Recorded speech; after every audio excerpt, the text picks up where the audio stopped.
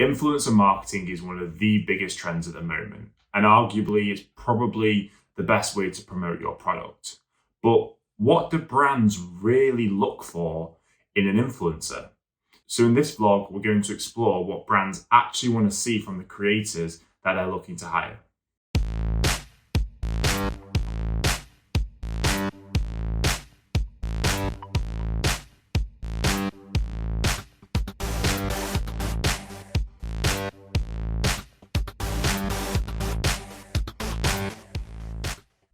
Welcome back to the channel, guys. My name's Sam. I'm the founder of So Squared.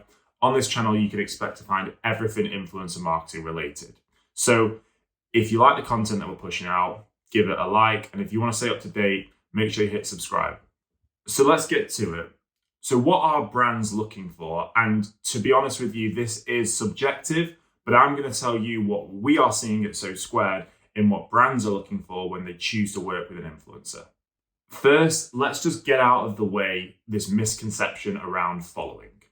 Now, following is the same as having maybe a top tier university on your CV.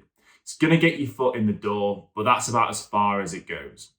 Any brand with even an ounce of influencer marketing strategy will prioritize this the least.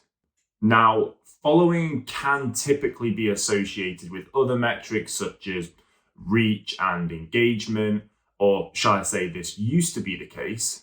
A few months back, I did a vlog about the Instagram algorithm and how this actually works. So where this now differs is that social media platforms like Instagram and TikTok, they put more value on the entertainment of the content and how actually engaging it is, rather than, traditionally how many actual followers that person has to start with. Now, I don't really like to call people out on this channel, but these so-called influencers with incumbent followers from maybe a reality TV show that happened 10 years ago, they have absolutely zero value. They produce pretty woeful content that just isn't engaging, and you can see from their metrics that nobody gives a shit. So what is it that brands really value the most at the moment? And there are a couple of things I want to discuss here. Now, everybody has probably heard me bang on about the quality of content, but this is so true. As a society, we are pretty much consuming all media through handheld devices. This means that whether it's imagery, reels, or videos, the content needs to be entertaining on our handheld devices. So let's break down what I mean by the quality of content. First, consideration. Consideration is probably not the right word, but I can't think of a better one right now. What I mean by this is, as a creator, are you planning your content? Are you being considerate towards brand guidelines? Are you maintaining standards on your page? Has a lot of thought been put into what you are producing?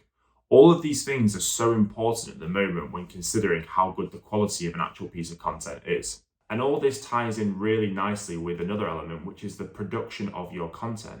Now, are you considering the lighting? What about the location setting? How are you matching one product with another product? Do they complement each other? Is the style of the content that you're producing relevant to the product you're trying to promote? Being an influencer is a full-time job. Start treating it like one. If you think about yourself as a person, if you watch a movie, a series, or just general TV, you want to be engaged. You want scripted, produced content.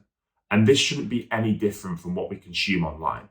Yes, we all follow friends and family that we want to stay in touch with, but one of the main roles as an influencer is to market and sell a product, or at least get paid to sell a product. So what you need to ask yourself is, would I be entertained or engaged by this promotion? So this breaks down the quality of the content. And it's pretty fair to assume that if you're producing good quality content, that you're going to get good reach, impressions, and engagement. Now, normally I would agree with this, but recently we've seen very good creators producing absolutely amazing content, and they're just not getting those metrics they deserve. Do not worry though.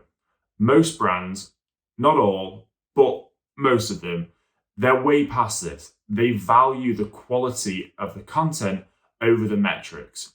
Ultimately, user-generated content is key at the moment, and they can use this content on their own socials and pay for that reach. Okay, again, this is subjective, it will depend on how much of a budget you have as a brand. Yes, smaller brands will try to identify influencers that not only can produce banging content, but they'll also get that authentic reach. However, those with big budgets, the star of the show really is that quality of content.